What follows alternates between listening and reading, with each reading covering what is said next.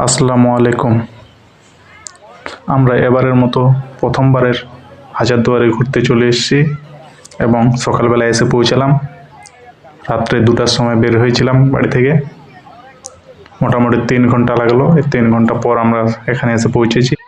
আমার কাকারা গাড়ির সঙ্গে কথা বলছে, কত দামে করলে গাড়ি ভালো হয়। কিছুক্ষণ পরেই আমরা গাড়িতে উঠে ঘুরতে বেরোবো ভিতরে। হাজারদুয়ারের আরও ঐতিহাসিক জায়গাগুলো যেগুলো আছে সেগুলো আগে দেখবো, তারপরে হাজারদুয়ার। আমরা অবশেষে কথা বলার পরে 20 নাম্বার গাড়িটাই আমরা ঠিক করেছি, এই গাড়িটা করে যাব। এই প্রথমবারের মতো আমার কাকিরা এবং পিসিরা গাড়িতে ওঠার জন্য তাড়াহুড়ো করছে যে গাড়িতে আমি আগে উঠবো, এরকম কিছু। এই গাড়িতে করে আমাদের সঙ্গে আরও আমাদের গ্রামের ওরা এসছে, ওরা উঠছে। কাকিরা এবং পিসিরা আছে আমাদের সাথে, আর আমার সঙ্গে আছে রাসেল ভাই ও সাদ্দাম দা। তারা উঠবে, তারপরে আমি উঠবো।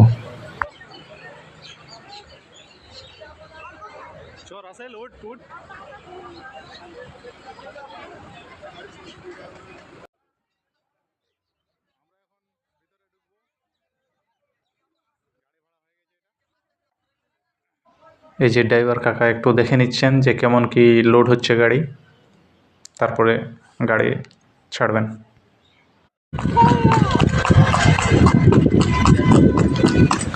আমরা যে রাস্তা দিয়ে যাচ্ছি সেই সময়কালে কত রাজারা, সিরাজদৌল্লা, মির্জাফর এবং তার সেনাবাহিনী কত যাতায়াত করেছে এই রাস্তা দিয়ে। সেই রাস্তা দিয়ে আমরা এখন ঘোড়া গাড়িতে করে যাচ্ছি, তারাও ঘোড়াতে গাড়িতে করে এই রাস্তা দিয়ে যেতেন। কতই না সুন্দর রাস্তা, অনেক নিদর্শন আছে এখানকার মুঘল আমলের। সেই নিদর্শনগুলো দেখতে পাচ্ছি একটা একটা করে। নবাব মির্জাফরের তার পরিবারের ঐতিহাসিক কবরস্থান। আমরা চলে এসেছি এখানে।